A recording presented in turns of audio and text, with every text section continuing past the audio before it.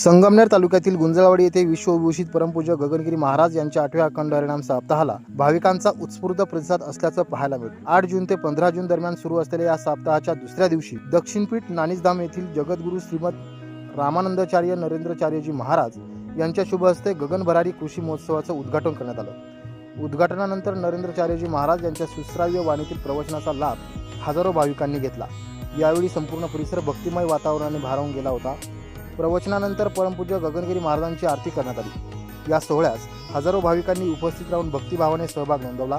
दरम्यान गगन भरारी कृषी महोत्सवात 100हून अधिक स्टॉल उभारण्यात आले असून शेतीविषयक आधुनिक अवजारे, कृषी बियाणे, रोजगार निर्मिती आणि विविध कृषीपूरक उद्योगांची माहिती भाविक व शेतकऱ्यांना उपलब्ध करून देण्यात येत आहे। धार्मिक श्रद्धा आणि कृषी विकास यांचा सुंदर संगम घडून आणणाऱ्या या सप्ताहामुळे गुंजळवाडीसह संपूर्ण परिसर भक्ती आणि उत्साहाच्या रंगात न्हाऊन निघाल्याचं चित्र पाहायला मिळतं। नवतेज महाराष्ट्रासाठी प्रतिनिधी अमोल वाघमोडे, संगमनेर।